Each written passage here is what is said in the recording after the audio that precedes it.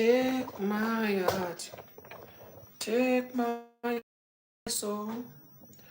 I die for you, die for you. Nabona abantu understand, yeah. Kuti mina nawe, we're made for each other. Made for each other. Take my heart, take my soul. I'll die for you. Wagwan family. Double press in the comment section if you all can see me there. My network is as poor as Zimbabweans. Can you please tell me if you can see me? Can you please tell me if you can see me? We wanna push this channel.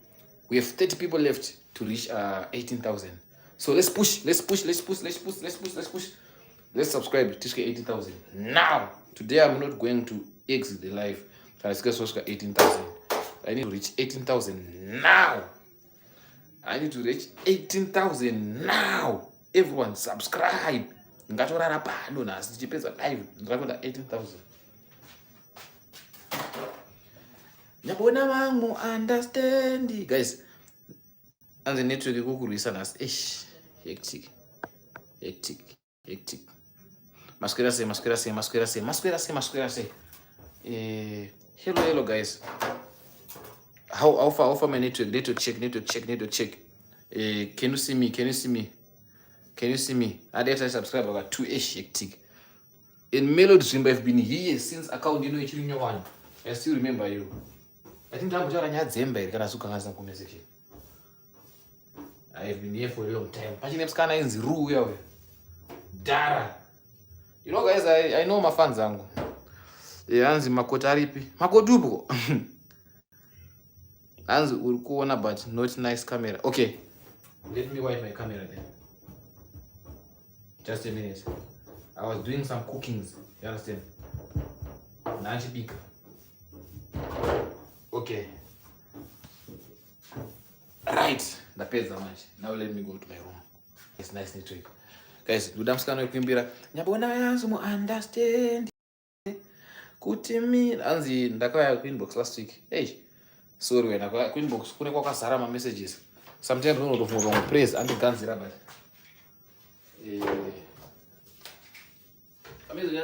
So guys, I was cooking pap. Let me show you. But I'm full because ndavanodyka stairs. My mind is so sad. Let me show you. So I was cooking chicken churu nesadza. Sana pizza. Now ngashende live. Okay.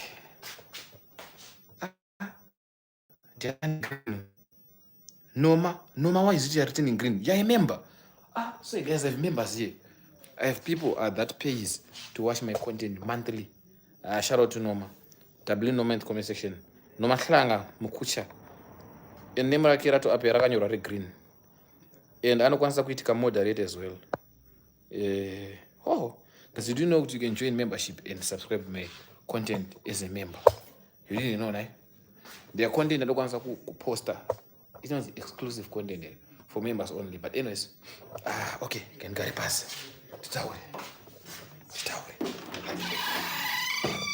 Okay. Welcome to Praise Makara Santiago Bernabéu. Muno ndo mnonzi Santiago Bernabéu. Muno ndo mazinochekwa muno. Muno ndo mnonzi Santiago Bernabéu. Praise Makara Santiago Bernabéu. Okay, let me sit here. Let me sit here. Doing the live setup. Anzi chine vanhu vangu apa. Anzi camera yesikuona mukoma. Camera iri blank here. Yange yakasviba. Okay. Double press in the comment section if you can see me now. If you can see me now, tell the press kukuona. Tota kukuona. Because anzi camera yangu yange ichitenge. Anzi yange ichitenge Android. Sorry, my Android users. As I'm new here, shout out to you, Streamflix. Wagwan. Guys, there's someone who just made the payment. The payment you don't turn on. Like, okay, guys. Now I'm doing the live setup so that you guys to turn on. Okay. Let me connect my power bank.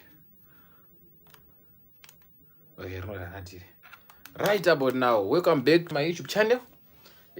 Watch out, get the light.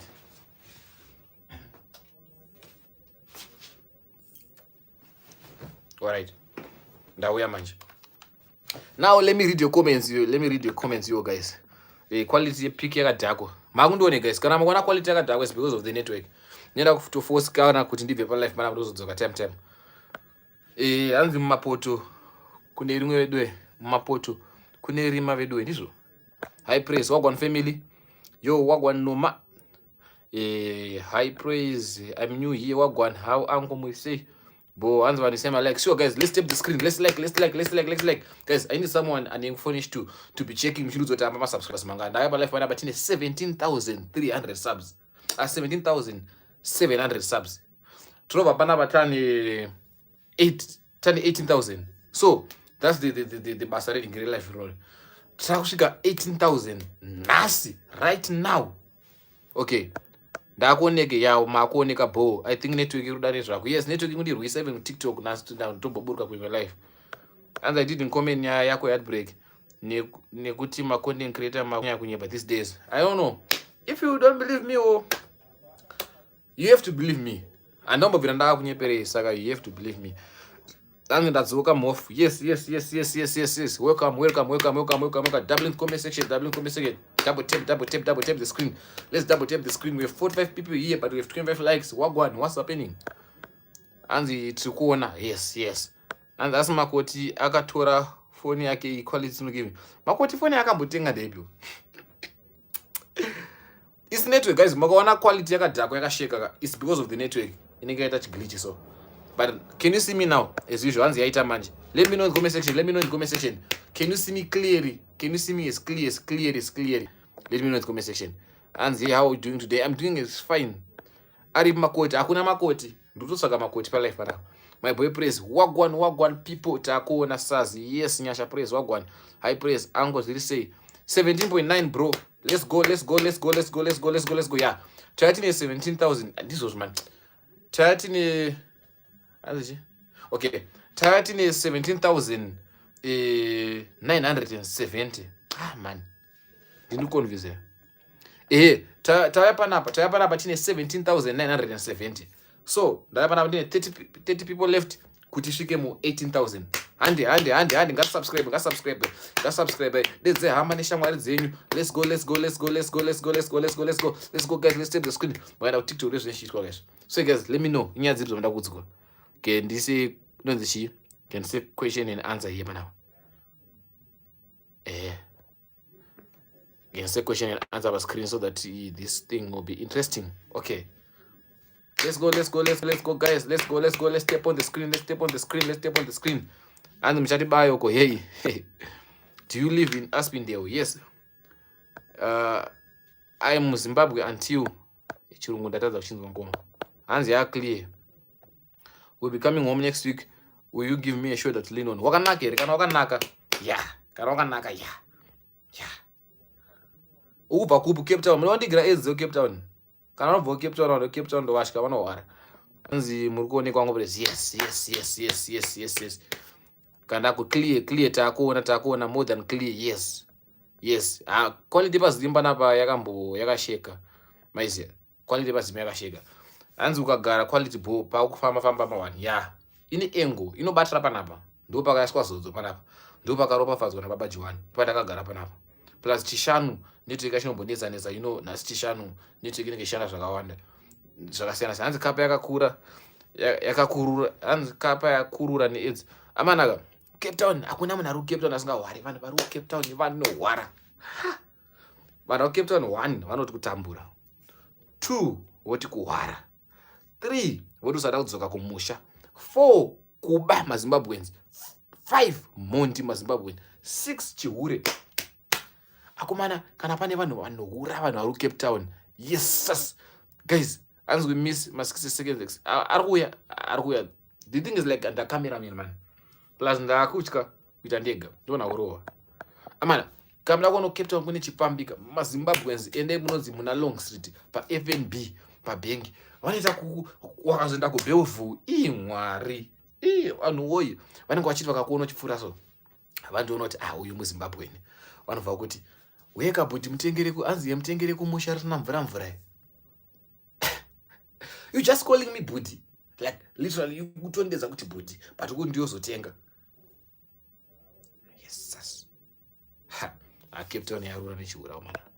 Vanhu epana Long Street apa ndokuye koko paFNB paipa ndirakuva interview mavanotengesa kuti muri kuzviitirei kokudzokera kumusha. Guys, if there's anyone who can do me my locks, please DM me tishande. Kana usinondita ndokupa ako mari yacho, right? Anonyatsokuona tutete twatiko. Because vhudzi rangu now is becoming boring. Look at it now. Look at it now. I think it's high time I should get some locks.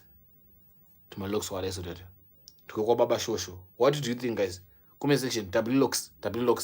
What do you think? Look at my hair now. Look at my hair. Okay, let's go. Tap on the screen. Don't forget to subscribe, Amana. Don't forget to subscribe. This is the subscription. We just need 30 people to reach 18,000 here on the live. Yes, sis. And please post more vlogs. Takapedza kuona mamwe. Okay, they're coming.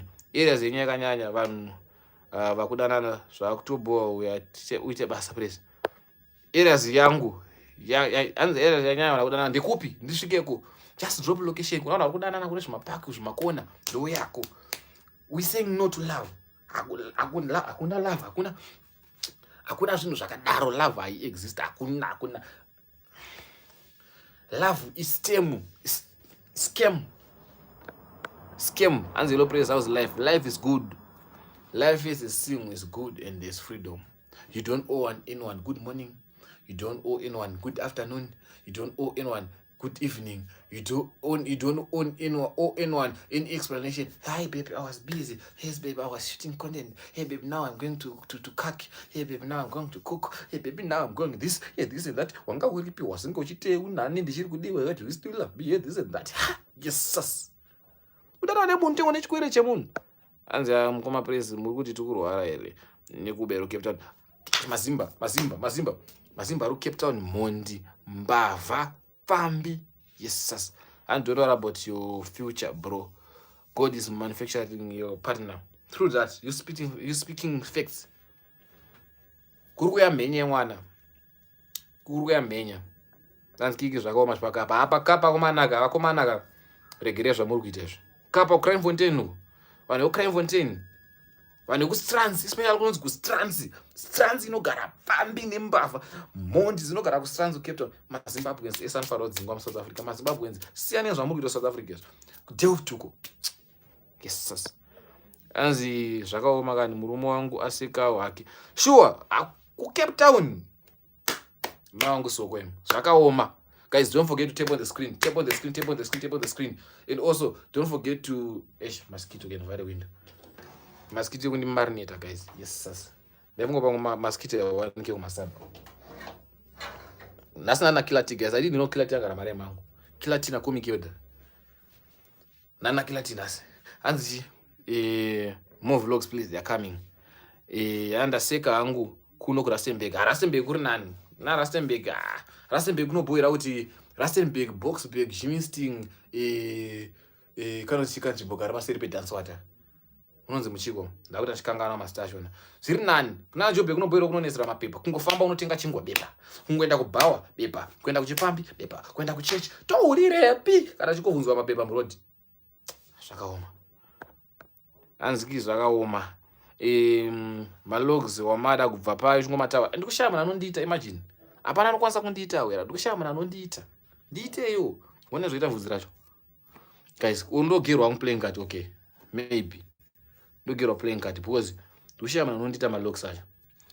Yeah, denda kamaitwa kudhara. But ex wangu vaita vadi munhu ane malogs kana naruko. I was so submissive mufunge.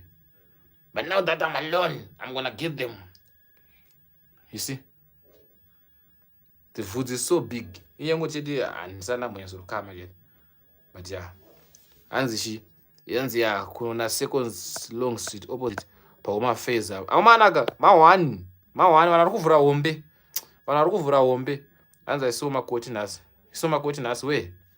Who's makoti? Anzi can I subscribe here? Yes. You have to. Yes, subscribe. Aruda wana makoti ndiana. Anzi Audrey. Mchararadza. You saw makoti nasi we. and who is Makoti.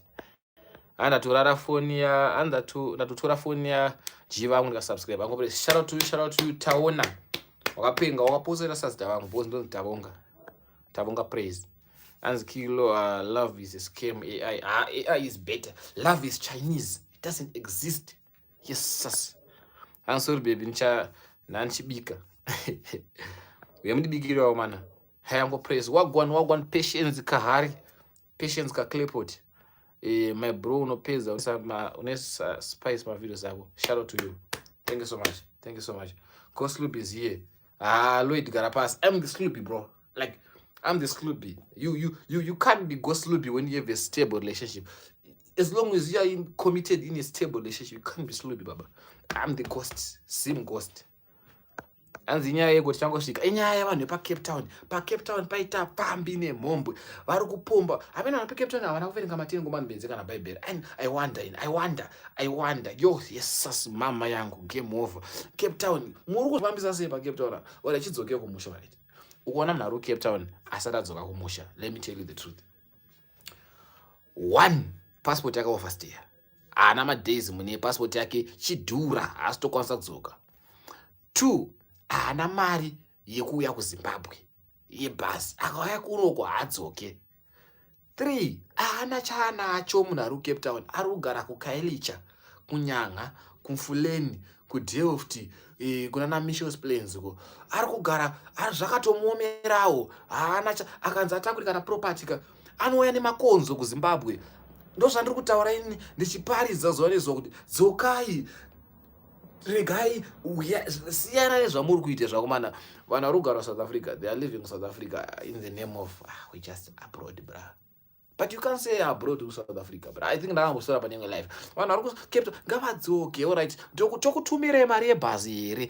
I know zvinonyadzisa zvinobata moyo zvakangooma kuti touya nemabhara touya no indrive kuyozokutorai kuroadport asi muri mavo chakakosha upenyu chakakosha kuonana vanhu vari kuJobe dzokai. Guys, I think ndakambodza vanhu nyaya kuti I stayed in Joburg. Ndagara muJohannesburg umwe ndakabva kuZimbabwe ndichiti handichade 11 that's 2020 chiko ndakazokudza munozokalkuleta makore angu. Okay, ndaramba A11 bye panoenda kuSouth Africa Joburg. Ndagara dzinge 2 years Joburg.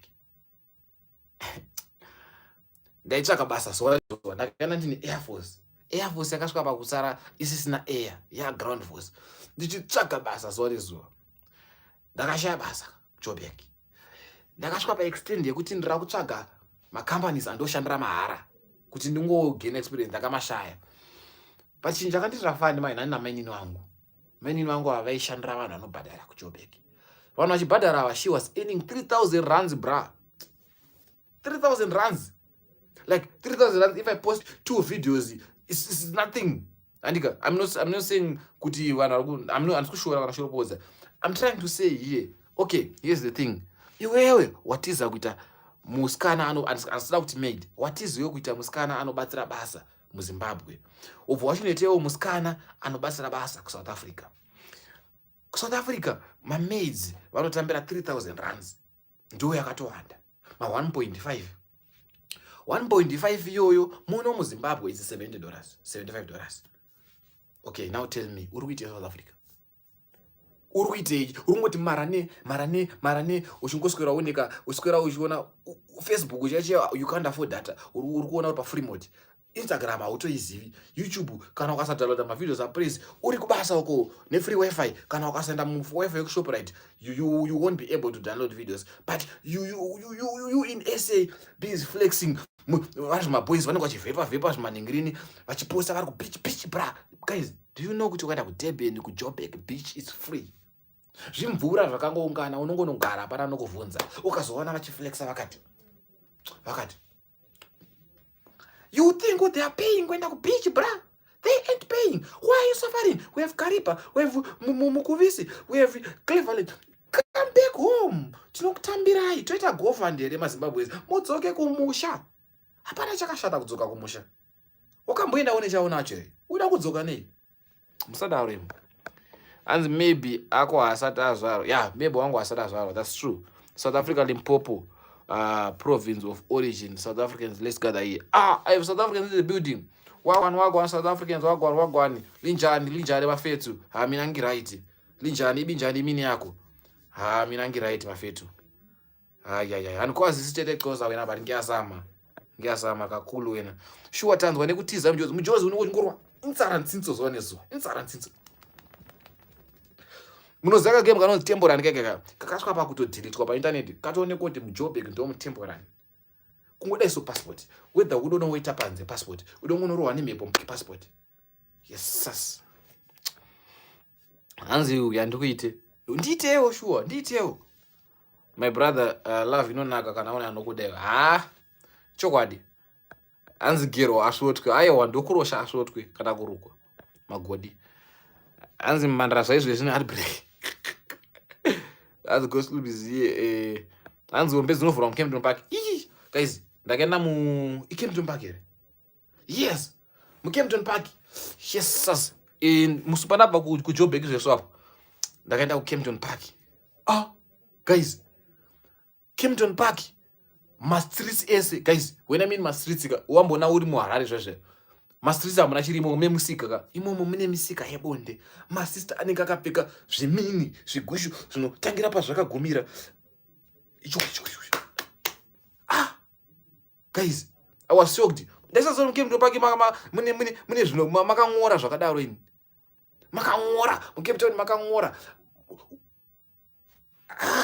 guys muri kuitwa chifambi muKempton ma sister ari kunotengesa muKempton muri kuzvitirei regerezva muri kuita izvi. And did I travel to 3 of the provinces in South Africa already this year? I'm originally from Limpopo. I used to work in Johannesburg. I did went to Northwest Province as well as Rustenburg. Shout out to you, bro. You've traveled. But how are you even hearing the language I'm speaking? I'm tethering Shona here. When we ask why Shona, we andiswa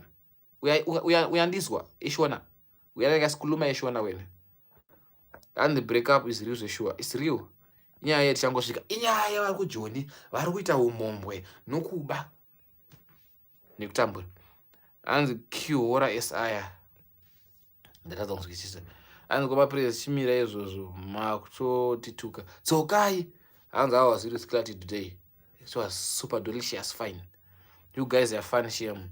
So praise is the Zimbabwean Sloopy. Yes I'm the Zimbabwean Sloopy. Yes. And yo voting shame one Africa love. Yes. Maudo tuka ango. In 2 minute bus fare. Yes, if you want bus fare, let us know. I can open a GoFund for you.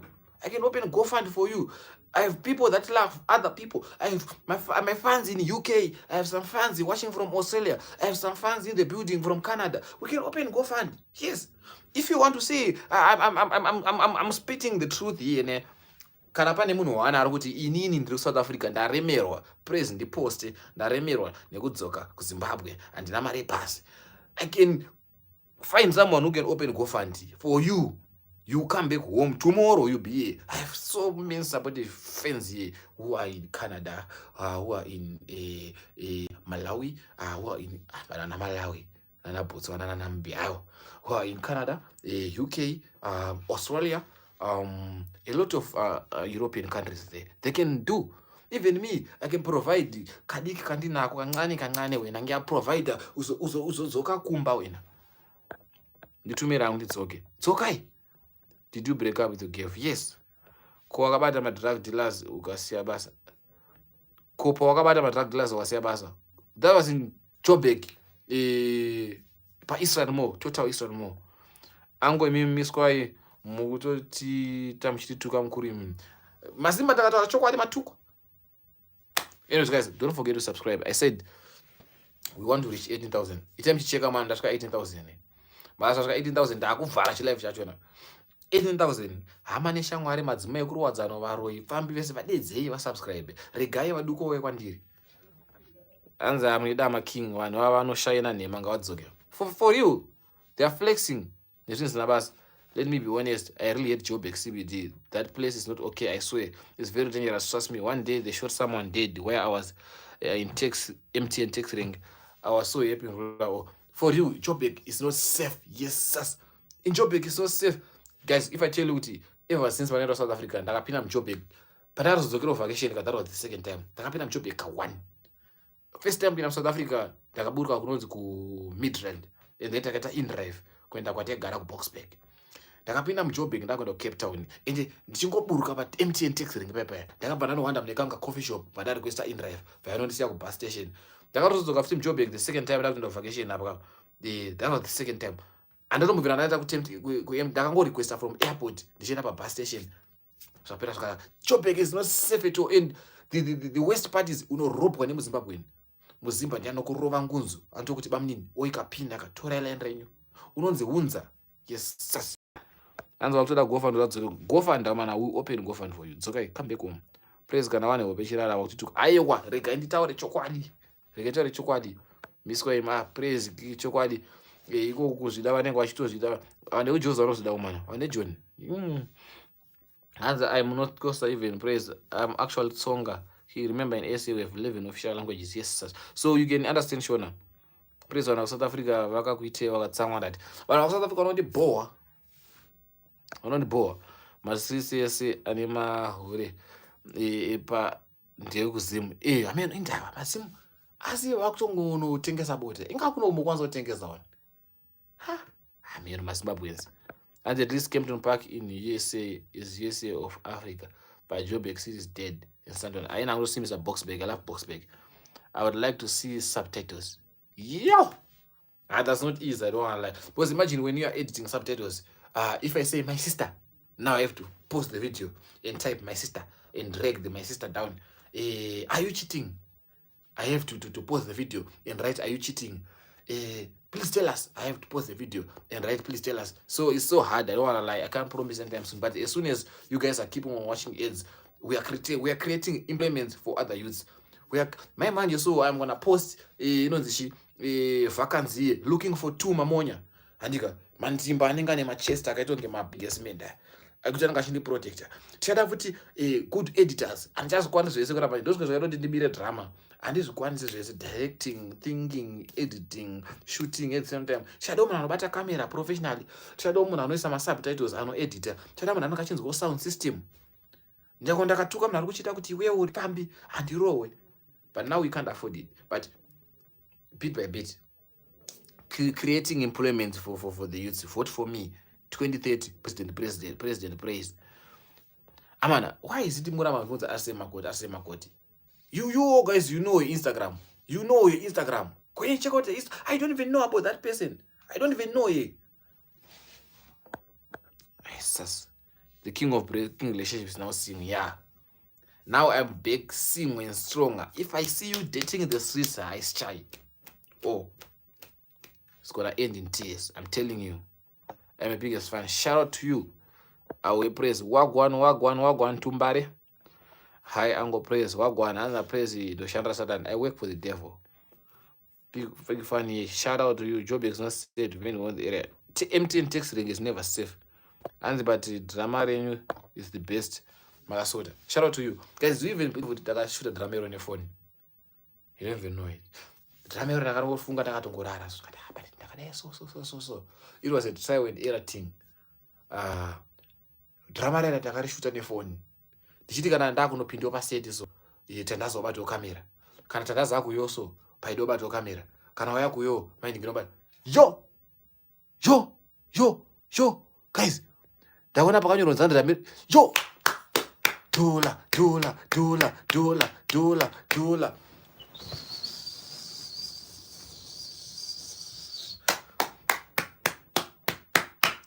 Shout out to you guys. Parabra Kandra Mari is 100 and something.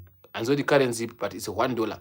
Shout out to you for $1.14. How do I pin this one? Guys, W that person that sent the 100R. I don't know which country is this one. Thank you so much. Gentile Bride. Yo, thank you for the dollar. Thank you, Nikwendra Makula. You praise Argofara Mari, www. Indian Rupee. Yo, shout out to you for dropping some Indian rupees. Shout out. Thank you, Mr.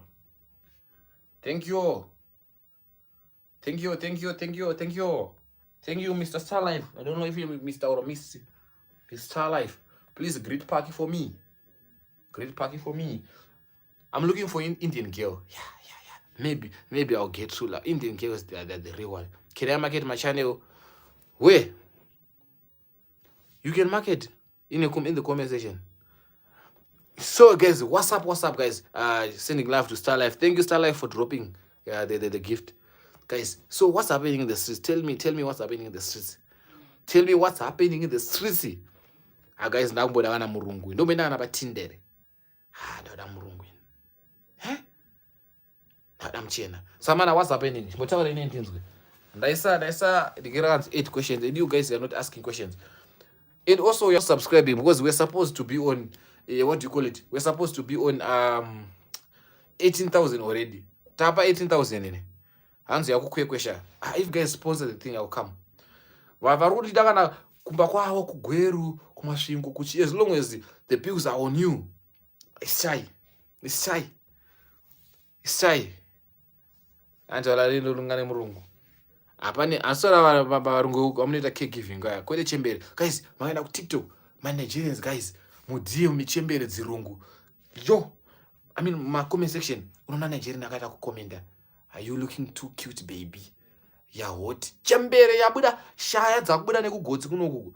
I think Nigerian kune vanhu kusuffer. I think people they are suffering in Nigeria because my Nigerian guys they varota dama visa from chembere varungudze kuna na USA kuna na. But when you're in comment section, you looking cute baby. Oh, such a hot body. Yeah, oh my god. What's happening? Chichi kuitika. Anzi tutaura ni orendavenga. Anza iwe tinda yakazara mahore varume. Aiwa, indruda murungu ka. Anzi mbuya kumbari, kumbari ndorowa. Kumbari ndorowa. Kumbari koko kanzi mbavha. Mwe anochitwa kodedzera kuti mbavha. Wopedzero hasha.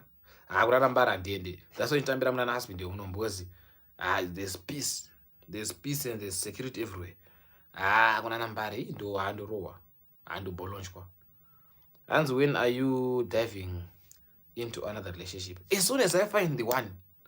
As soon as I find one root order, even today, tunohilira mbera tinamusha panyika shangwa tohila tanchiware togomira kuhila utanchiware kana kuti kumirira kunzanzi tohilira kudenga shawa tohilira kudenga tanchiware atisi kuhara isu takasimba atisi kuhara chero nhasi achita ndodomo Harare ndodomo Harare kuchita padozobata mabhazi parozoda kubata mabhazi handodomo Harare asi dena ndine mota ndaiuya chita unodo nemota hanzai ngoma praise wagwan what's happening amana. Are you guys subscribing amana?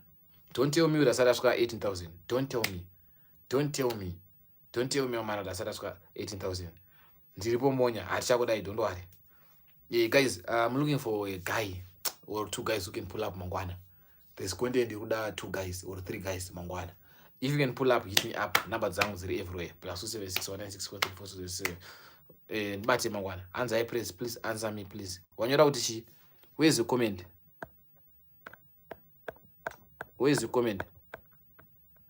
I can't see it. Please rewrite comment odako answer. Please answer me. High praise. High praise. Wagwan fame. Wagwan. Nigeria kunotambura. But Nigeria is actually my next destination for vacation. I'm going to Nigeria soon. Maybe to Lagos. As soon as I enter a new relationship, baby, if you're watching, I'm going to take you to Lagos. Yeah. Whatever. But I want to go to Nigeria. In that subscriber, this is about 300. My days will kappa. Tight copyright. Yo, wagwan, shout out to you. Yeah, I call that. Tight I'm running copyright. Number 1 copyright na tight. Guys, gembo kudzai. Tangana get YouTube.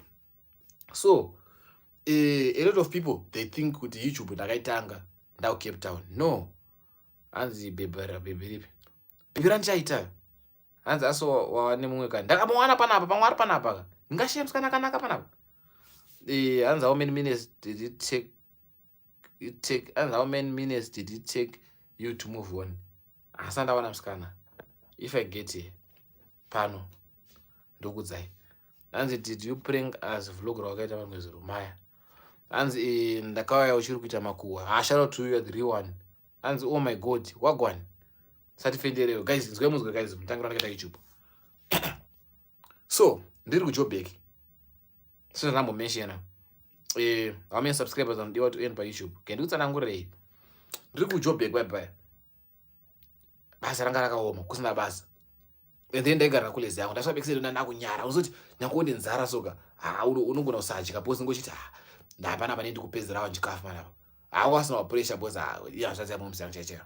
So mutango rakaita YouTube ndeuyu ndakasangana nandasowa kumusha nandasowa kumba in fact. So I wanted to feel that feeling yekuti how does it feel traveling back home kuzokera kumba how does it feel zvinombofamba sei because pandakauya ndanyazokwanisa kunyasoona so daida unyambonyasoona experience kuti how far. So I went on YouTube and then I searched from Zimbabwe to Cape from South Africa to Zimbabwe by bus or from Zimbabwe to Chile by bus. I don't go no my videos yakuti vanhu zvonyazomufamba sei kana udzokera Zimbabwe nandapadhuze nodzoka kumusha. So I wanted to feel the feeling of zvonyazomufamba sei. Then boom pandasangana nevidhio ranaKimai Tanaka vanga vachangobva kuenda kumusha ivavo ndakakimaya for the first time bye. Tawana video rao I was like this couple they're doing YouTube. YouTube seems so cool. And I like that vlog. Ndairudzokera every day. Go and check out the video naKimai Tanaka the first. And so far I always state Tanaka this is the best vlog ever. Even yangu was on my life I gotta say mazoita say vlog from Zimbabwe to Cape Town, their first vlog that was the best ever. But thumbnail rare white thumbnail.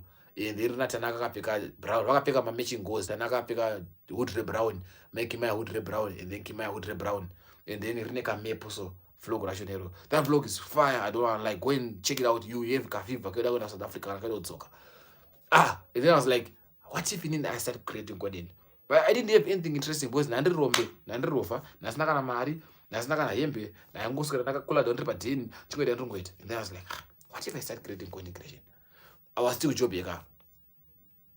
So my question but saka ndowana content yacho rapana ndoita sei panapa kukona kune nasina because ndasashandaka ndasabva padini asina zvikuita bye ndini uyo ndacreate channel yangu ndakati the plan here there's a couple which is pushing which is Kimai Tanaka. Okay, this is the couple which is pushing ndoita sei panapa let me create my account yakanzi Kimai Tanaka the same exact account like them and then I want to take their videos one by one. Yeah, it didn't take me a minute. Ndini uyo ndacreate account yangu yakanzi Kimai Tanaka. Ndacreate account yangu yakanzi Kimai Tanaka bye but atakozora mavlogs ndichitora chiposta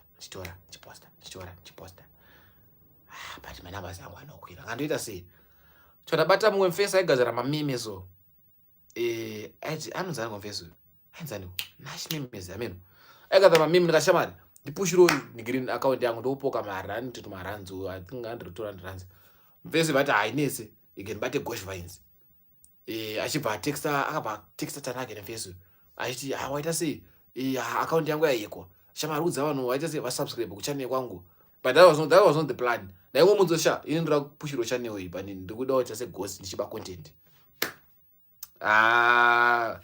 goshi bva anzani goshi bva Tanaka kuti waita sei account yaikwa kana Tanaka ndizviziye fese bachinduzoti adopulana radozama but ararama kada wangu uruita sei watobhaisa apa waize.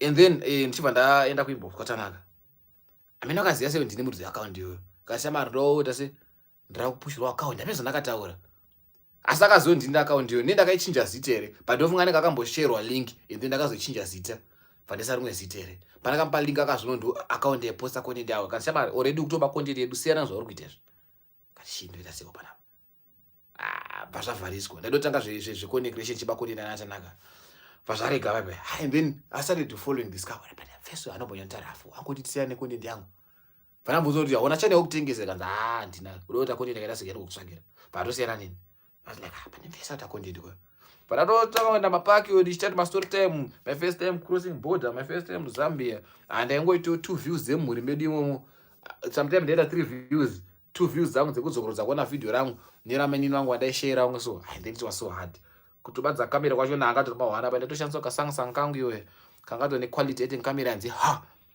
moda kuona zvakaita quality zvazvaita quality yacho yakakadai so ndo zvazvaita quality ndeshandisa izvo bye now that was plan ndoita sei kuri creation zvaramba channel haisi kugrowa. I'm jobless apa ndikugaya fungo kuti saka chamanje azwa rini ngemboenga macomments. And for you, that was their best vlog. I should have told and then you shout out to you.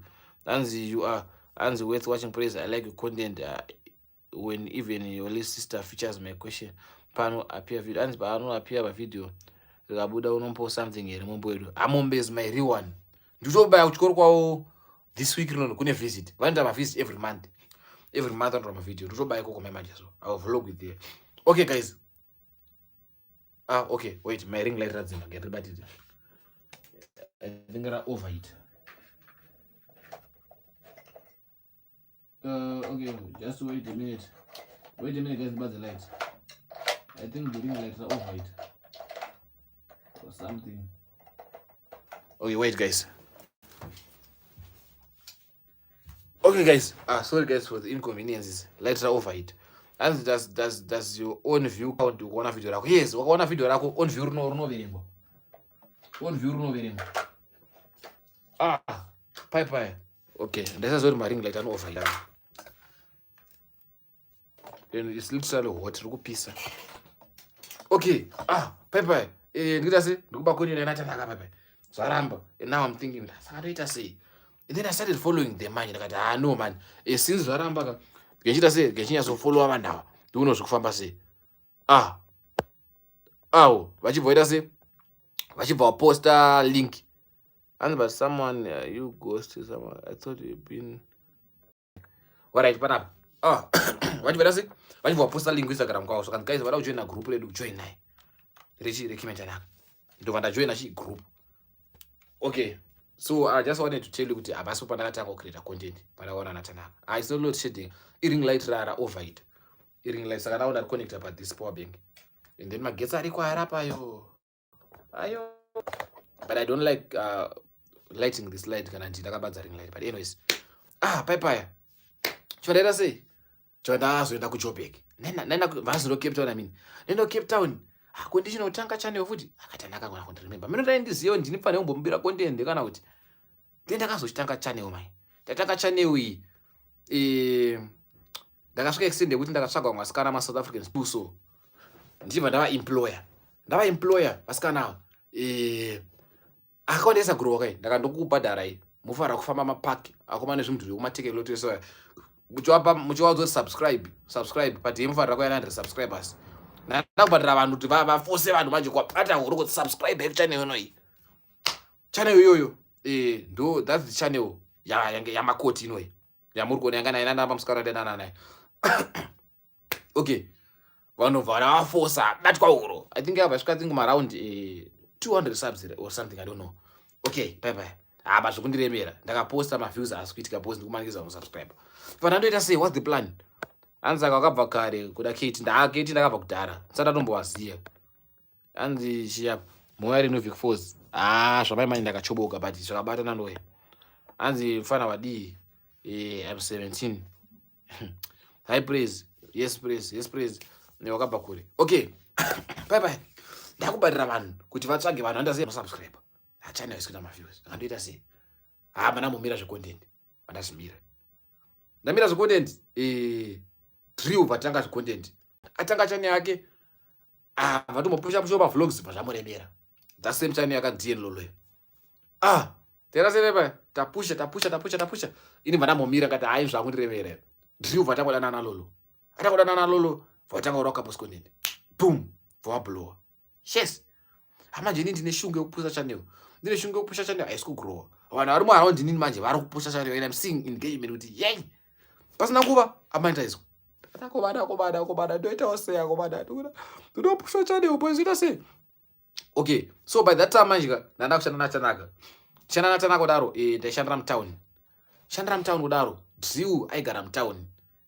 Just near our workplace. Aigara pahotel yaishanda so but aigara ipapo. And then Chanaka gara padhuze nemutown kuti mugardens ndinegara kumfuleni ugeto kwandegaro. But manje takabva tarongoti okay guys, now since that we are pushing, let's plan to do a channel combined. Let's combine my efforts. Tigadzire a channel, tigadzire content. Okay. Tagadzira content channel and the Ghetto Boys. If you're a real one, you know the channel and the Ghetto Boys. and the video is still on this channel. I will tell you what happened. Takada channel pepe. It was towards October. Channel yangu ino yaricha 2 years nasi. Titaka create nasi last year channel 2 years ago. Takreta channel pepe. Channel and Ghetto Boys. Kune mari wanza noziya. Create channel the Ghetto Boys. Yangu inini na Tanaka na Drew taka combine patagadzara one channel. Pepe. Ta post the first video within 24 hours. That will reach I think 3,500. Channel yedu tuzoma 200 100 something subscribers. Chana posta co prank imwe so yandakaita ndina inini Tanaka na Drew. Ichiripo pa channel panapa. If I think that's the second video on this channel. Channel iyo. Video channel yakuma 200 something subscribers. And then boys rakabara takakunita. Now Drew ato stress on content yake kuti oita sei because anga utakadana na Lolo, and then they open the YouTube channel. Akutoto ashanda focus on content yangu. Achabatike. Tanaka akutangoro focus on nechi ne content yake achabatike. Now understand the stack. Apa ndikutoti that's the opportunity yangu ndichi blow manje because everyone else the Tanaka channel yake, Drew channel yake, and these guys they are pushing. So that's my chance now to blow. Channel sepana. And to us who knows the channel. Murwari one. Para wanda stack manje. Channel yapa I think 200 subscribers. Abaduzo channel iri pa hiti. Akumana bwati fum. Duoye vakanyarara. Dara bana ngatipushe content. I was one up is rakusa effort. Boys ngatipushe channel man, ngatipushe channel. Boys man ngatipushe. Ndisengo jamba. Pakashara sangwa we are busy this and that. Anzo wangu tokumbirombo kanda tuma videos emakabo send phones. Pazuwa koza maviza once back. Apakashata koni inonetsa kwaneyo. If I was staging it was easy. Ndengoza unoshamara mirapa to act but aba one inonetsa kwana. Pepe guys, them step screen. Manandoita sei. Okay. Then takazosvika pakwera ndakati boys mukona chika. Channel okay. Collaboration arichashande because everyone is busy channel yake. And it seems like ndingarusa chindikuisa effort panapa. Twitter say so anakomana list the channel. Channel ngatitengese I think what mari. Because channel recommend my videos kadaro. I think I tengesa I think 3,000 or 4,000. Achazi. It was like mukona chi boys. Since bro tengesa channel okay. Tichiparo share na mari ngachida iso imimi. Chirege ini ndichitenga channel iyoyo. Iyo ndochikupa mari yako, And then ngane boys hapo. Right say ashati. Para channel iyo ndio inoi. Yangu yanaenda hapa makoti ya ndio sopina 1000. Pepa. Para channel. Iyo ma 200 subscribers. And then manje patatanga post ama videos. Vano ama videos aruja ma views but arakulenga. Channel ita ma views yoyo. Kandoita sei. Vanachambira blogging makuwa ndakapusha makuwa ndiko pusha makuwa ndachigadzira maorder so ndakabata phone kuita makuwa ndakadai so kuita makuwa chiripo ripochko boom within 1 week channel yabata 1000.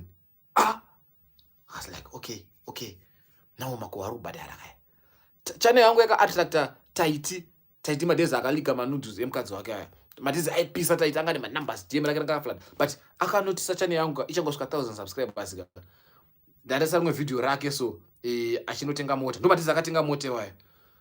Ka video kandakasa it was a 5-second video. Because ndakazokombea mota yake nemota yashadhaya kuti imota inodhura. Sviva zvamuboa. Zvamboda daro achibhandi zvambora ne copyright. Right. Now ndapusa manje. Ndatenga channel. And now ndanowa copyright. Apa ndakuda kumonetize ko. You can't be monetized wakarowa copyright strike. Ndakati naye Mwari. Ndodini vanhu woye. Bye. Daro copyright na tight. Now manje zvakabva zvachinyasondipa manje power rekusada YouTube. Ndakuti ndiri kubasa ndakutonetsana Tanaka. Kuita sei boss ukara pa phone boss Tanaka he was the head chef basa pateshanda. Tangoshanda 3 boys. He was the head chef. Nemwe mdaredza ndaradzinga aishana mawines. Naona uneza kuita sei wangu pakaipa wangu ugara ndakubereka YouTube tichistanda every day pa off. And then ndakaverenga YouTube zvekuti ndaiziva kuti no man taiti idofo no offense but mfesu kupedza chikoro kutoenda kuchikoro kwacho if he managed to hit me ne copyright pa YouTube akazvita sei which means I can also read the same YouTube YouTube is ndokatoiverenga zvaita I can do it ndaverenga paper understand YouTube ndakatanga 2 weeks reading each and every day studying each and everything about YouTube and then I noticed kuti taiti copyright androva I can appeal and remove the copyright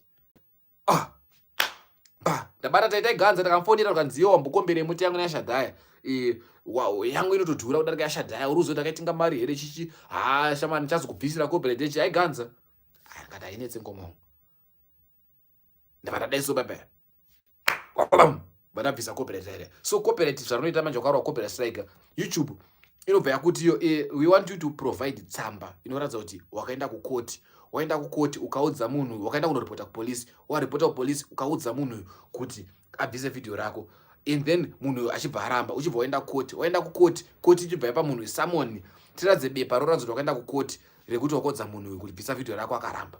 So inokupa 10 days kuti uprovide bepa iroro. Daisi yangu taita ana passport ikoyo, ana kana chitupa, ana koti kwanokwanisa kuenda, vanamira angu 10 days yaziya video varadzikiswa neYouTube. Ndakazvombera maoko ndakati yes vamakara ndakaremera taiti panguva iyoyo zvekuti ega ndonga akaona hora kwanga ari kukuka ndichingobviswa copyright vhum vanabvisa mavideo ake pachane pangu. Right now that I was now shooting my videos asina face yake because wakaisa video rake ndo panokwanisa kuclaim copyright kana zvikotaura taita so ndakati ndamuitei ipapo angandidena. I feel like sometimes there's people who are sent by God kuti vakuitise utsinye, kuti vakuyambutse pane imwe extend. That's why chizwa mwana wakabudira vanoti chakati pashungu kudadiro. Andika ipapo utsinye wanakaitwa nengomanaka wakati pashungu zvekuti I started pushing YouTube ngenda kapejero. Anga ndakati anditei paya ndigotaka kumufamba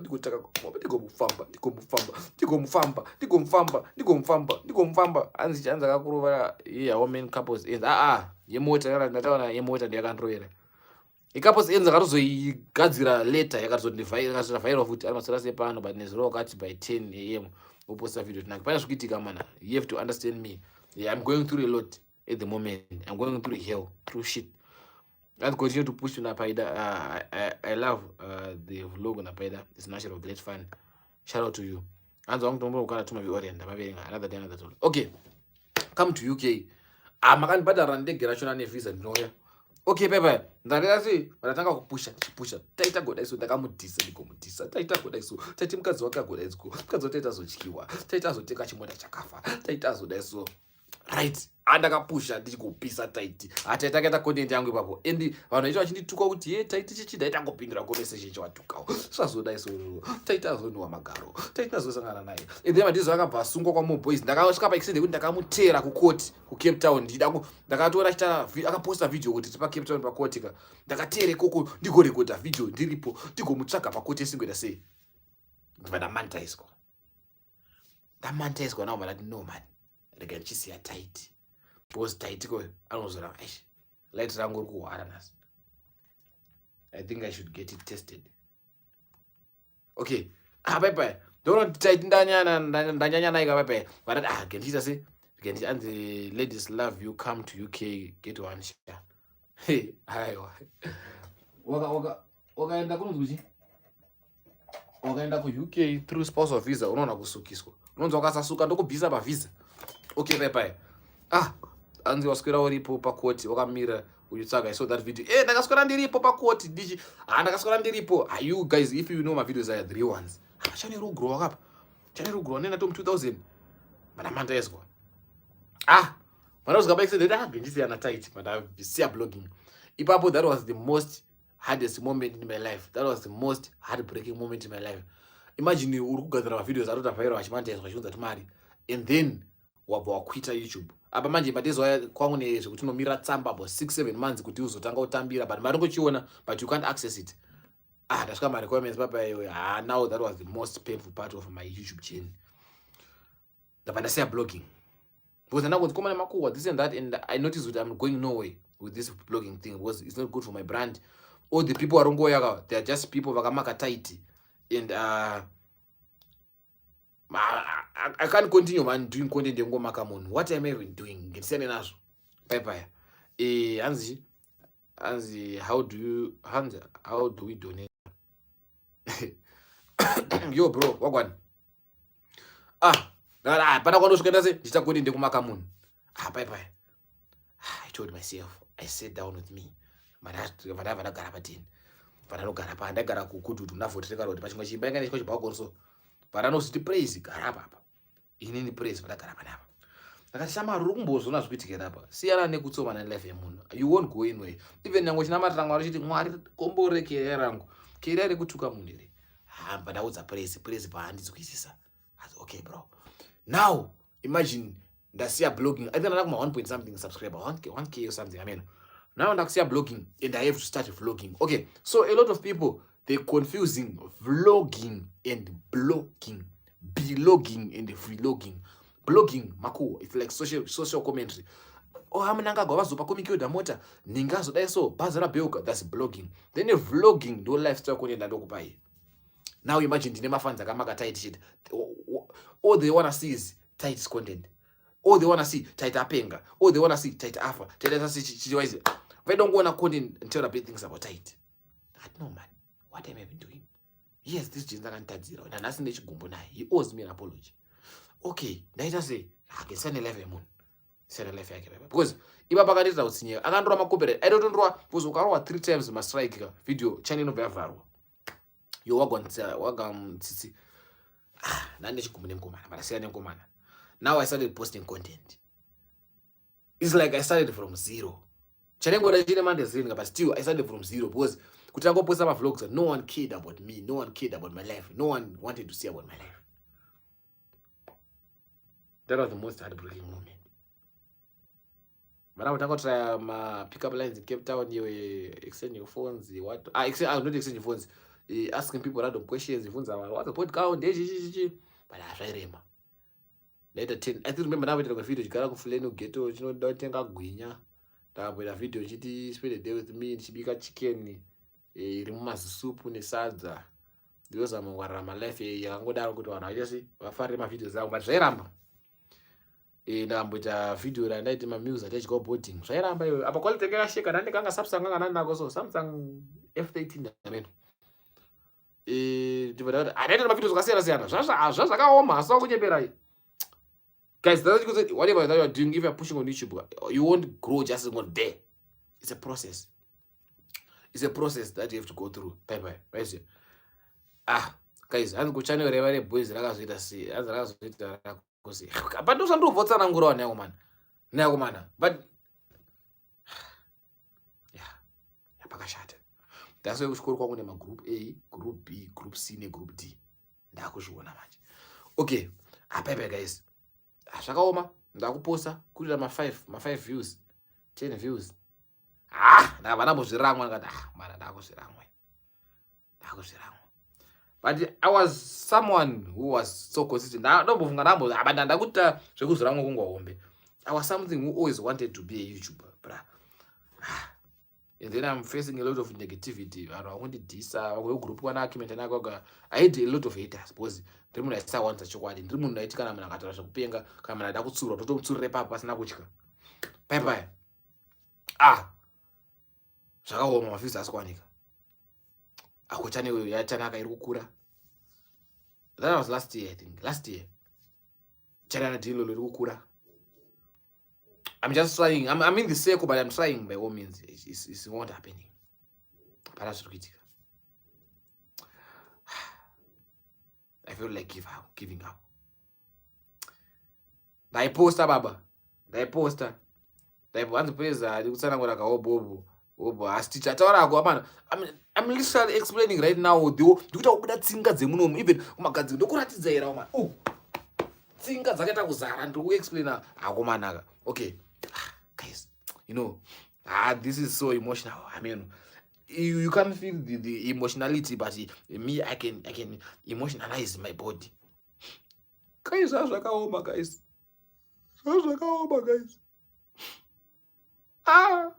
Imagine getting 2 views, guys. What's the effort, guys? The whole Cape Town, would you vlog it about, boys? What are 2 views? About 2 views that you did Zako, boys. 2 views, boys. 2 views that you did Zako, boys. Imagine, boys.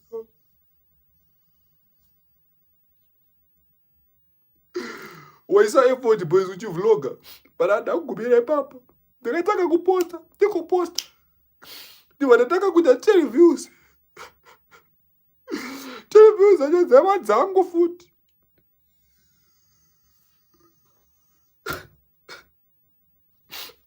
Zvanga zvakaoma kai haibone kukunyepera.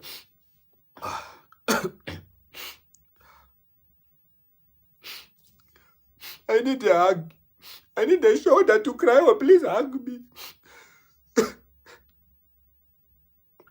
Now one uri kudepress bagara. Kamera yako yakanzi. Kamera yake yakasheka boys yake. The camera was shaken.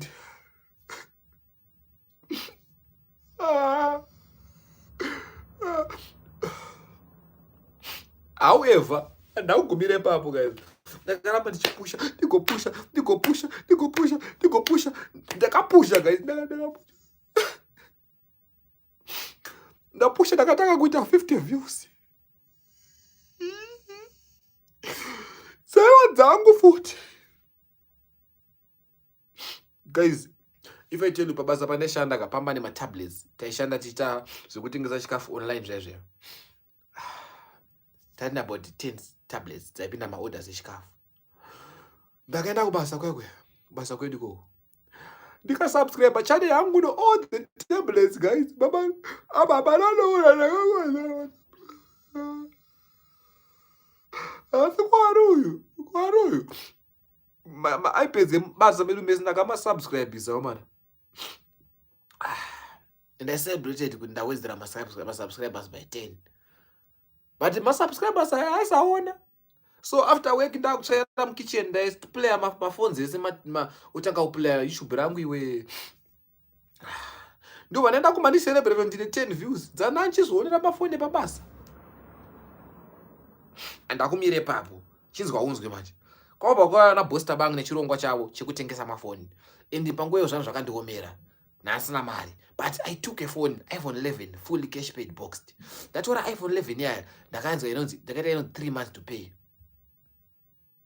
Ndapo kwa ndakachija quality ka ndikapura bari boys zvakaoma boys. Abuzadaro boys.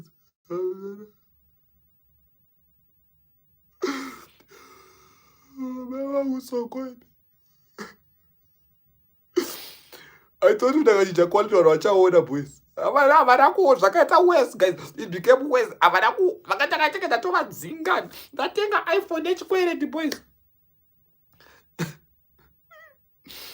I started content yekuti pabasa pandeshanda we making mawaffles nenyama nezvimwe zvakasiyana.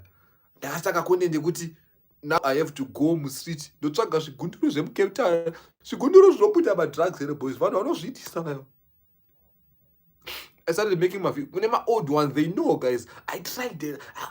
I did everything to make this channel grow. I started giving people food, making food, sometimes making chikafu, making grow. The poor man, boys. This is so emotional. The poor man. I'm so emotional. The poor $6, man. The poor $6. Thank you, man. I really did this one. I really did this one. I need to hug it too.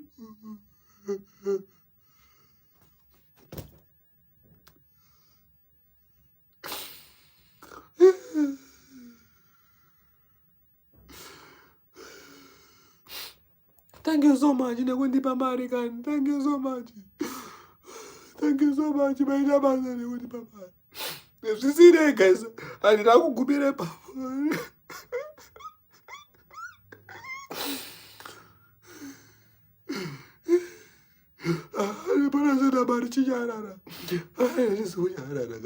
So emotional. Ndakapuwa warning pabasa kuti pesa arogadzira chikafu chezvigunduru. Chikafu chataka kushota mane chigadzira chikafu chekupa zvigunduru doing content.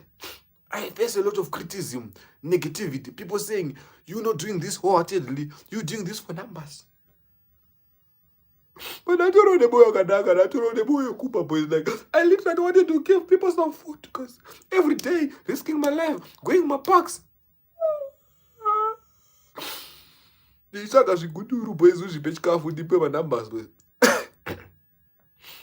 Risking my iPhone that I bought with credit. I remember one of the days ndakanonoka basa ndiri mutown muCape Town nditsvaga zvigunduru kuti zvipe chikafu. Ndakuenda kumba ndakabvutirwa foni yangu nepahwindo. iPhone 11 iyoyo, but thank God munhu aibvutira pahwindo ndakamubata roko kuti mba. patop deck paipa mucape town muna Strand Street member pamarobots nditori muindrive zvakaitika ndakanonoka kuenda kumba chibva ndati rikandirequest indrive ndiende kumba because mataxi anga apera mataxi apera kudaro mwari uyu ndiri parobot pakauya chigunduru chakandobata foni yangu neso. I don't know where the power of the Jesus Christ came from. Ndakabata munhu yeruoko handikunyeperai kumuti dzvi ndabata ruoko ndakatogwinhira mota sokuti gwi foni yangu ibvadorira mota ndakaburuka ndakamhanyisa kati putsake kutenda ndaite yekupa zvigunduru chikafu ndakabva ndairamwa ndakazvigunduru zvakaguta izvi zvikazvipasvikamuzvaona simba nekuti bira awa zvakaguta izvi awa zvakaguta. From that day ndakati tu handipe chigunduru chikafu zvikaguta zvinoba.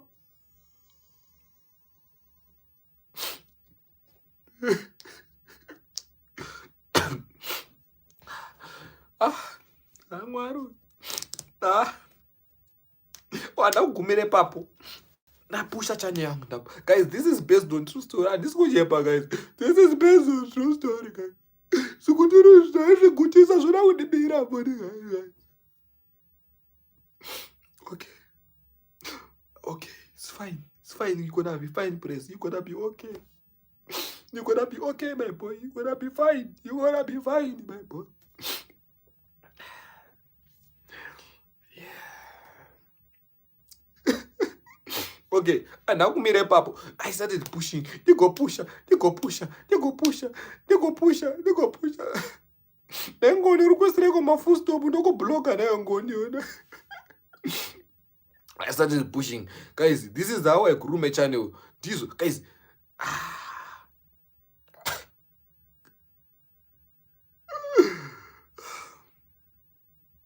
Anzi driver wakwanga driver wanga asina patience. Chakato ndivhure window ndibvutire foni ka. Ndakapinda moto. Ndapinda muUber mukomo.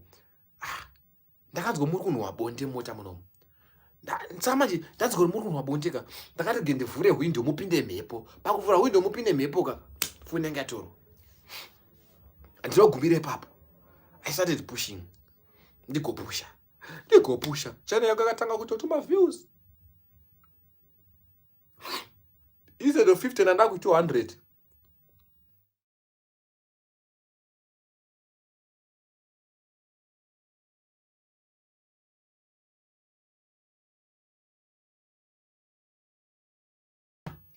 Okay. Azvinogumire papo. 100 views is nana kuforsa vanhu manje. Ndakuforsa vanhu. Please watch my videos. They started watching. Vachiona my videos yangu.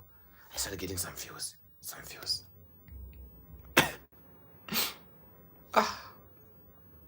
Imagine I didn't have love. Ndakabva ndaona mudiwa.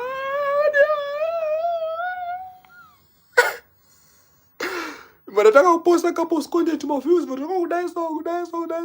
I had to cut the long story short. Mudiwa bati eksoke waita kudidarika.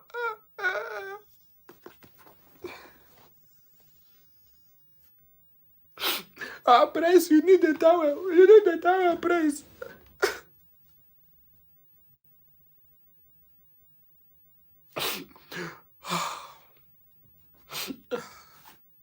Should I continue? I'm so emotional. Should I continue? Or should I continue? I'm emotional. Should I continue?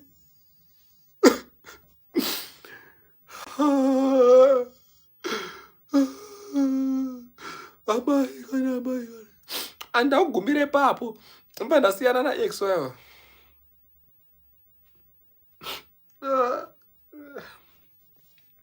Okay, you're gonna be fine, Praise. You're gonna be fine. And I got pusher. Ndiko pusher. I was posting my life. No one didn't. No one cared. I posted this and that. And I was Zimbabwe. Zimbabwe manje. I started pushing. Did you push out kudaro? People, they started doing as if they're caring a little bit, yet they didn't care. To my numbers, they started coming.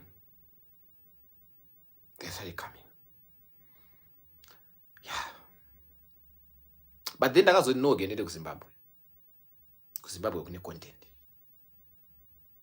Now Zimbabwe ndine I think 5,000 subscribers, 6,000 subscribers. This is my whole journey of YouTube, guys. This is how I grew on YouTube.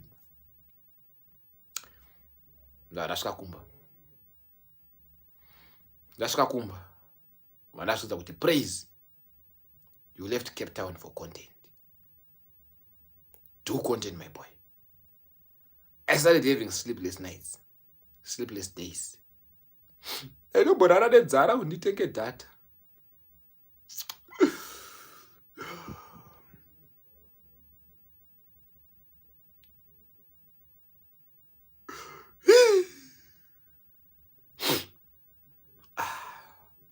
Anyways, guys, tapa 18,000. Tapa 18,000 subscribers, Ramana. Please, someone check. Please, someone check for me, guys. Tapa 18,000, guys.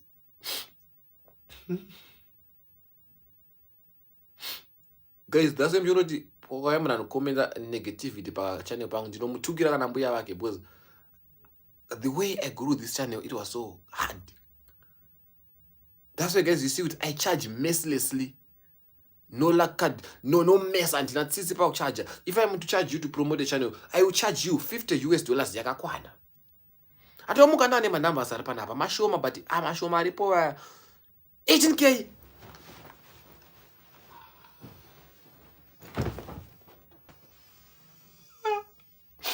$18,000.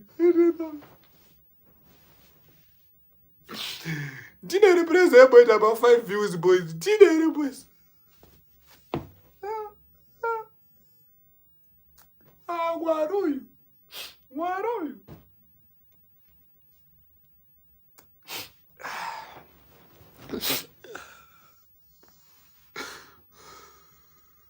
I need a puro.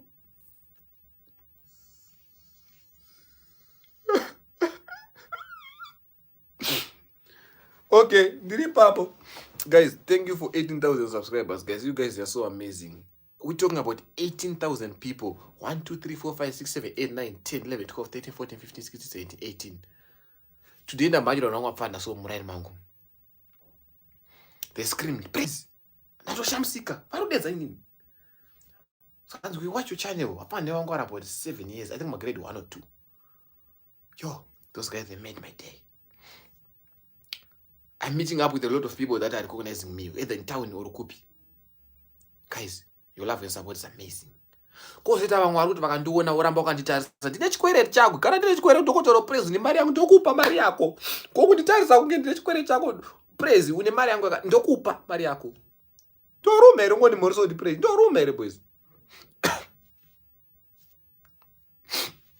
Anyways, and the bro praise ndiri pa live so ndauzova vamwe kuti wauye kuzousa tomuka vatogara baitabasa Chindikadira mari, I'm so emotional. Chindikadira magifts. When I got $7, Chindikadira mari, I'm so emotional.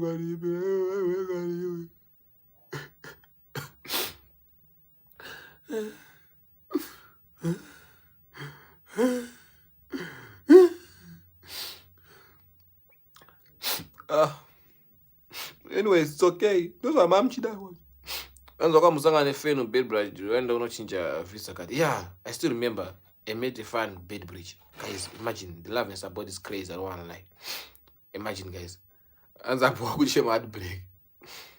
Anzi send 100 from Ireland. Don't cry again. Do you wanna send 100,000? No ways. No ways. Say the was hirachi to so no ways. No one's 100. The other fans are no Farisa, but Panaka kind of 30, 40, 50. The other, I remember that the time in the car of my life, 20 minutes, that I only $60. My fans are 1 man. Pana don't count 1,000, $1,000, 1,000 US, 1,000 US, $1,000, thou. So, praise him, Uber, my way. What the fuck is that Uber? Uber to Chemeza. Guys, imagine that Kapina Uber, which you know about, guys.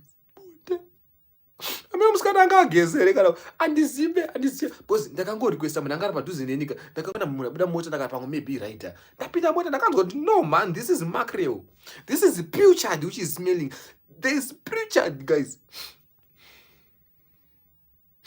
I opened the windows just for fresh air bro. Tichikovhura window phone yangu yatonzi anzode uCape Town, andako Cape Town.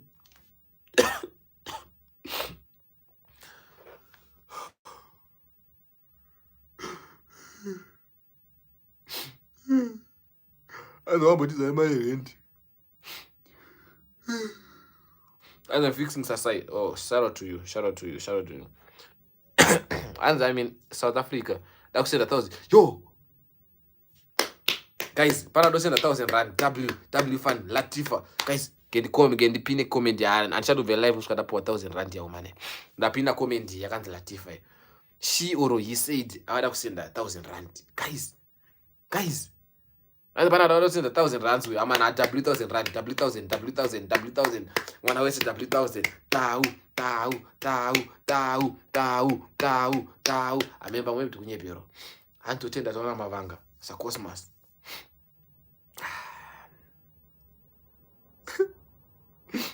But guys, jokes aside.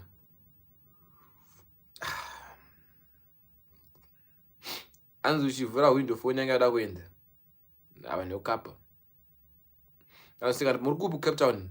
We have hit 18,000. Shout out to my fans, Samana. Thank you so much. And I wanted to send you 300 right now. And right now, I want to send you 300. Amana, taurene mashoko muchiita kaumana. Mari. W Mari conversation. Please type W Mari. So team UK and team Australia abroad, everyone who is in Europe, akaita 2 hours and ahead green hours uri mndege. Wow, mungukundu wana unaripa South Africa. Wanaripa sera. Hapa. Mungukundu wana unakakrosa nemvura. W Mari.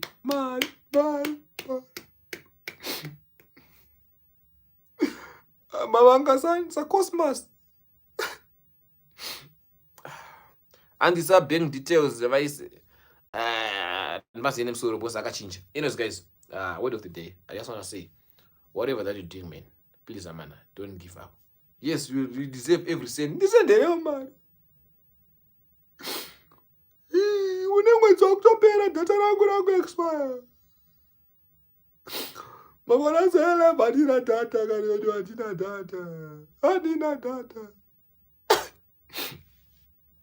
And I think if we stop commenting and start sending later, cause my promise that it's my disaster. Sure, I don't comment. But I send. Okay, guys. So I wanted to say, whatever that you're doing in life, either it's content creation or porn creation, don't give up. Focus with your dreams. One day is one day. I will tangle badenga, and the Rome takes 2 weeks to be built. It's no balance, man. It's no balance. Whatever that you're trying to achieve, don't stop. If I were to tell you that Panakatanga, this YouTube channel, it was very hard for me. I don't want to lie. Things were very hard. So I was literally getting 20 views. But 20 views are Pamba ni 20 yangu. Since that's no button. If you're in South Africa and since you don't have the courage to come back home, come on, bro. No one cares about you. No one cares about whatever that's happening there. No one cares about your life. Humble yourself enough to come back home. If you are wherever you are, abroad, doing whatever you're doing there, flexing, posting. I hate people in Dubai crying. I hate people in Dubs complaining. Things are hard. Things are not going well. Please, why are you suffering? You're suffering in the name of Abu Dhabi. You're suffering in the name of Habibi. Come to Dubai. Come on. We don't care about Habibi. We don't know Habibi. Come back home. Come back to ED. We have ED.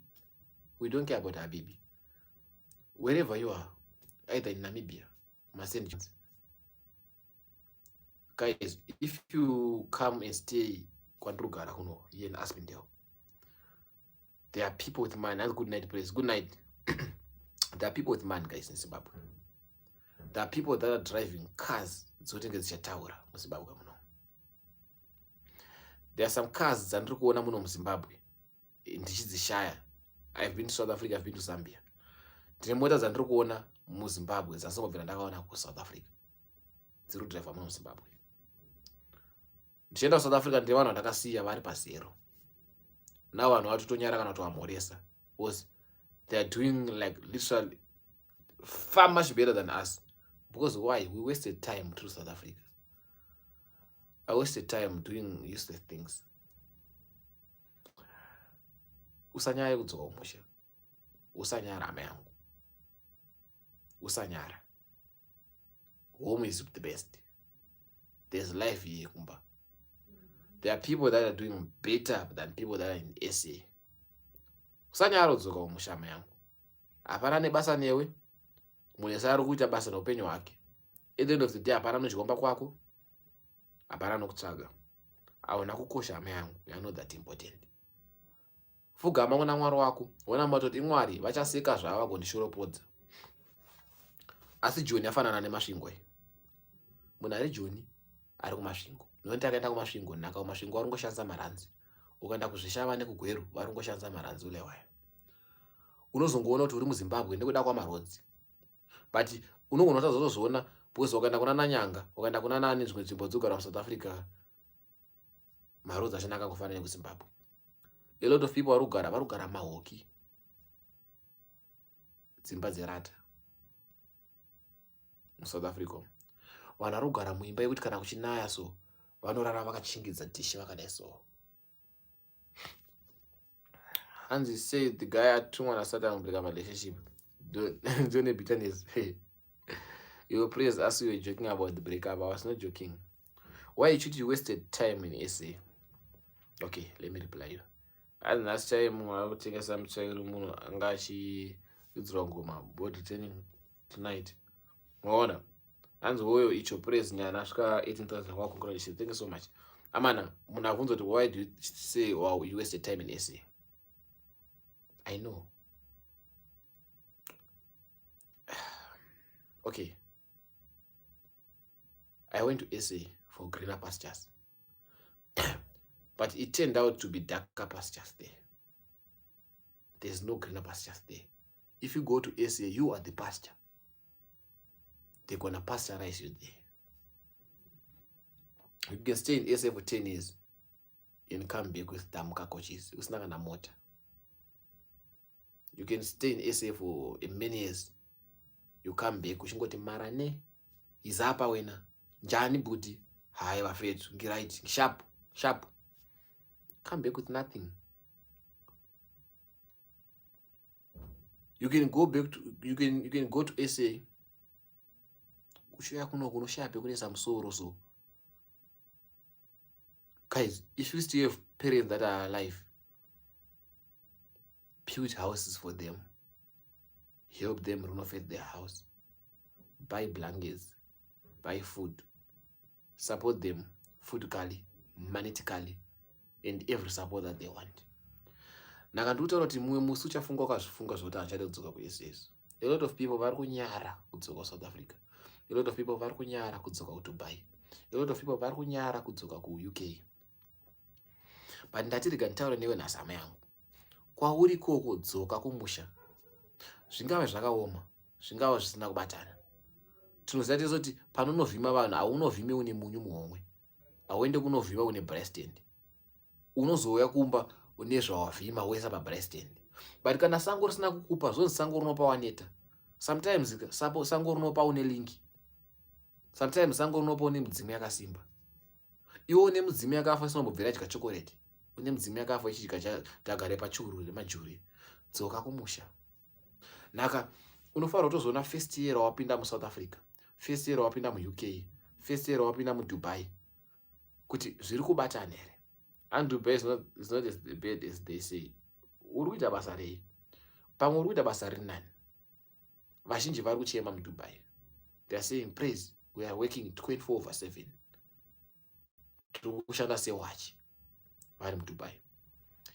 I have noticed and I have witnessed a lot of people coming back home with nothing.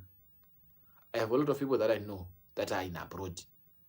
Right now as I'm speaking, vari kutochema praise hatina pekutangira tikadzoka.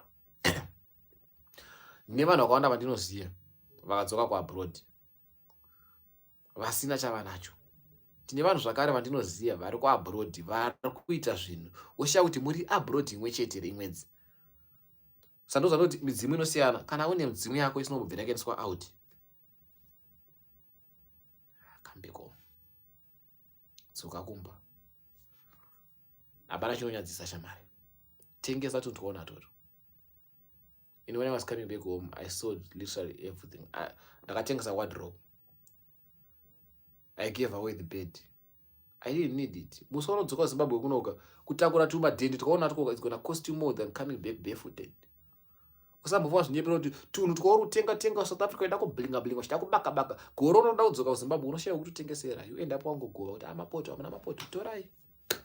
Amuna mandiro mamenyu oi. TV chingondipai yekutenga chikafu muroad. Mbedha achaenda kupone mattress unotiunzira makonzo kunoku. Unounzira vanhu makonzo.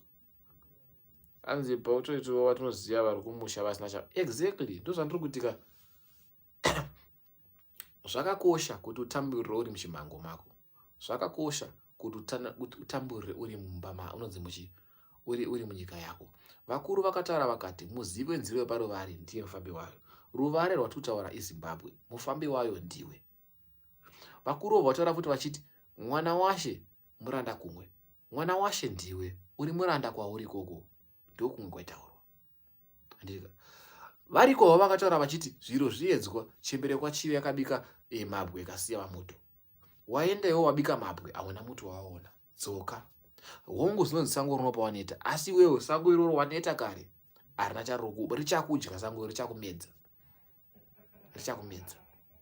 Achitika. Guys, hapana chinonyadzisa kudzoka kumba.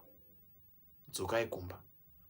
Anzi unotsumedzwa. Guys, do you know kuti rational literature? Vamwe they think kuti I'm saladic, vamwe they think kuti ndiri musaladi. Pandiri panapa I can write a novel. Pandiri panapa. I think inyauti communication ndo yakuti damage a brain jet. But pandiri panapa I can write a novel from the beginning to the end. Pandiri panapa ndonyora shona ndiyoni novel ndakambonyora ronzi upenyu nawe benzi. I think I have to look for my papers ashina kumbo. Kumbo kwa momsi yangu. Andozokwanisa kuzopublisha because of some financial issues nene. Tune novel ndakanyora ronzi upenyu nawe benzi. But I think I have to write it again. Pano ndakushaya nguva ndoti every day ndina kubata kamera daneso. Shona makutinyanyira. Machema neshona zvisinei. Agensene nazo. Kana zvo zvamataura, aiwa mazvokudai. Inini praise inini ndiniwe new praise. Ungori kokujoni kwauro wachembera. Yesu edu vakuru ndobata uko kwa kusakara kwedo. Sisi sakambojikwa nyama. Tsoka kumusha. Tsoka. Ama zvikuitika kuSouth Africa uku zvakaoma. Zvikuitika kuSouth Africa kuri kuitika chinonzi chisonekwe kumandara wamai. Kuri kuitika chisonekwe mudziebwe. Tsoka kuno kune mafuro manyoro kuno. Kuno kune mafuro manyoro. Muno munyika mako, muno mune rukuvhutiro rwako, ndimo munyika mako, muno. Andipo glimpse novel yenyu boss. I don't write ako muromo wako is enough writer. Yeah, guys. Inini guys, muchinoona so ndiri kaufani ndakanoita ndiri guys, let me tell you a little bit background of myself. Antogone chirungu than Shona. Ndiri ku O level. I was one of the most hated students pachikoro. Andika. And then I was xenophobia wakaipona tena mwariwa. South Africa is so wicked. I was one of the most hated students pachikoro. And I was one of the intelligent students as well. But mskanzo kaizo ndikurira. Ndakapasa hangu O level. 5 O levels ziripo. Andina maths. I told my father, Dad, I'm still kunyora maths. And that old man said, I was still kubadala mari yoyo. Ndakangoti ishe vanoseka zvavo. Vakandiregistra maths mudhara wangu. Dzanandaramba kuregister. Dzandakanda pesa kupinda mulesson handiziye kuti how many years ago. I hate maths. I don't lie. Maths ndo dzakabva dzanzi kutanga kudzinyora. Ndichipinda paper 1 so ndakasumudza ruoko ndakavhunza invigilator ndikati mandipa bepa re-A level, ibepa re-O level ere. Ndakasekwa. Ndakavati ndichifila mazita angu so ndaenda kutokotsera. Ndakasara kupedza exam boom gone ndarara. Paper 2 yeMaths ndakupinda. Maths dzakarejiswa dzabatirwa mari ndakupinda. Yeah. Ndiri papo ndiri form 4. Ndakarejista Shona. Ndarejista Shona pachikoro pandaidzidza. Paisaitwa inonzi Shona literature. But guess what? Ndakarejista Shona literature ndiri 1 out of the whole school. Shona literature ndiri border yedoverengwa former novels. Former novels andina access andekwanisa mawana because ndiri border. Ndasanombozoti ari wanikwa kuma novels acho. But I managed kwesa bvunzwa phone I managed to download 1 novel out of 4. Abagayoti inenge I think 4 sections, a section A, section B, and section D. Inovhunza each section inenge ifunza about each novel. I answered 1 section because doing a novel randaiziya. Guess what? Ndakaita D. Ndakazoroti aiwa ndiri mushona mupangami. Ndinokwenenzvera Shona. I was one of the most favorite students. Yaifarirwa nasevangu Shona. Vaigara vachiti uyu mwana pane mwenje. Vaigara vachiti uyu mwana anzi uri munyori mupangami. Uri mukwenenzvere unosvisvina Shona. Hapana chasingazivi. Vana venyu makataunza kwandiri ndovadzidzisa Shona ni vari ku A level kana ku primary. You can call me Surprise. Ndotovadzidzisa ndokutodzidza kuna side hustle. Mupanda from 1 to 21 ndotsanangura wese. Mova mumiri machisvidzi rukatuku pakumusvidzi. Tara mupanda 1 unoreva vanhu. Zvakadai so zvinoreva chakati. Ndinozviziva zvese. Ndakaita D nda-answer 1 section. I know it's not making sense, but ndakaita D nda-answer 1 section. But ndaenda ku A level. A level ndakaita Shona literature as well. Shona literature, FRS nehistory. So that was a little background. Yoda kudze unyanzvi wandinawo muShona. Vanhu vakawanda vazototaura Shona ka. But unyanzvi wandinawo muShona ka, I can even write a novel. Andite 1 week nenda ripedza. Nenda ripedza 1 novel. Ndikakunyora rone 0 soka. Ha. Ndimbokupa intro here. www nanganya in the comment section intro. Ndipe musoro nyaya ndikupe intro izve so. Ndipe musoro nyaya comment section ndikupe intro. Yakapega just to give you pamwe utone mwana ari kutoona kuti tsikana Shona ari kutonyora form 4 izve so. Anokwanisa kundibata. And please press 1 more videos I will give you, don't worry. Pamwe utone mwana ari ma-O-level ari kutonyora izve so. Anokwanisa kutoita sei kutondibata ndakatombatsira. Okay, and double rudo rwangu. Pada tora rudo rwangu. Tipe futi imwe musoro nyaya kana tatoshata kutongopinda nerudo rwangu iro. Pamwe nemwana atotobatsirwa naPraise kunyora Shona. Handika. Since kuchikoro wasingati zvona rudo rwangu. Getite inonzi iri is baby. Okay, zuva rasikakanganwe. Okay, musoro wenyaya mazino ekapa. Musoro wenyaya mazino ekapa. Okay. Mazino ekapa. Anyways. This one inoda kufunga. But can it is. So rasikakanganwe. Okay. Hamawe. Chemusi uyu ndikachirangarira ndinonzwa maswani kongonya kutasana kwakarambana. Zvokwadi majichimbo anofara musi wafakundoziso. Kezuva iri chakava chipata-pata nhaka yamakonzo. Zvokwadi chakava chisionekwi midzi yebwe. Zvokwadi vakafa vakazorora.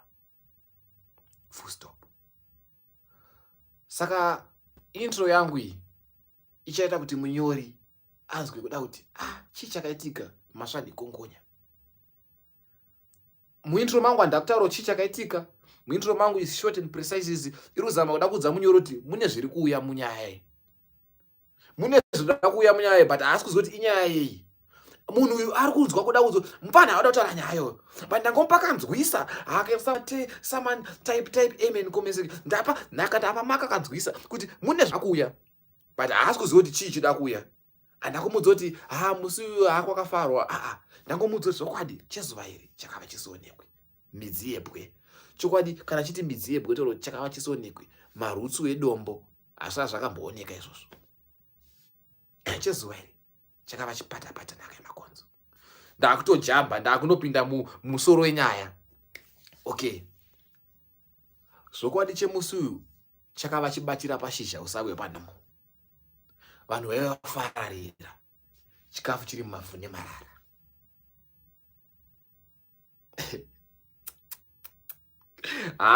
zvakwana bhadharai ndidzise vana venshona rondedzero chemusi chakava chibatira pashizha usawe panhamo chikafu chaiva mumavhu nemarara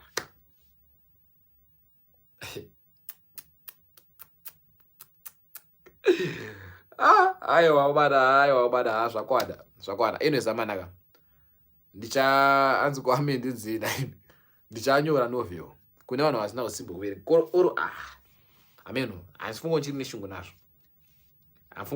nazvo but I'm gonna make sure that my sister is gonna be one of the best Shona students because I know it's gonna Shona and she's always taking #1. She's a genius, that one.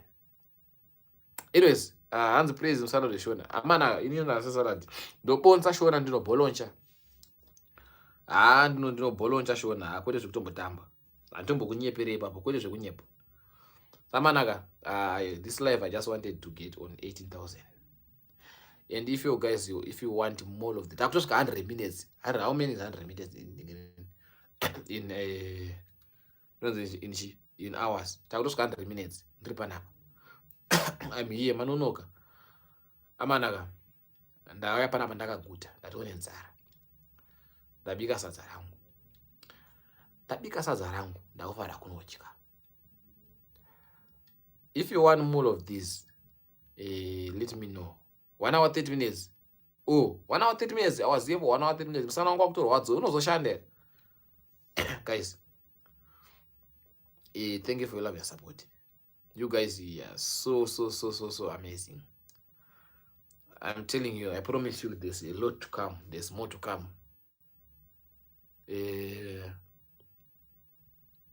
My vlogs exchanging phones are here. And I'm going to show you, man. Awa ratopera live anzi musana unoshandeko paida ugara newe paida ndia and so we'll definitely tune in next time. Tanga around 8 upwards ndiri panapo. Guys, thank you Praise Tambosega. Thank you to your man neku support. I just want to thank you vanhu vambosenda magenda kanga na mastawo but yanga taita $7.78 nhasi zvangu zvakaoma toda kutenda vatambanudza vaiso chipo vaiso offering zvinonzi kana kutemberwa Mwari musauye kuimba yababa musina chamakabata. Naizvozvo ndiri kuti mangwana musauye kutemberwa musina chamakabata. I'm kidding guys, but don't pretend any love and support that you guys have been showing me. A lot of things are happening and a lot of things zvichauya pano. You know, you guys are your family yangu. Ndakanzi ndatenga motokari ndimbotanga kuzviziya. Ndikanzi ndatenga imba ndimbotanga kuzviziya. Ndikanzi ndaita mumwe musikana ndimbotanga kuzviziya. Sometimes musazvidhipise. Sometimes you have to watch South African YouTube. You understand usofamba sei. Kuvhakachira kwatikaenda kwa a lot way judging us. Mazeno vakache ma South African YouTubers anotogara nasikana itochaya mapoto mitoziziya kuti sima anogara nako slope. But Zimbabweans, I think I want to be the first YouTuber to change the culture of Zimbabwe. To do YouTube the right way here in Zimbabwe. I'm ready for any judgments. I'm ready for my criticism. I'm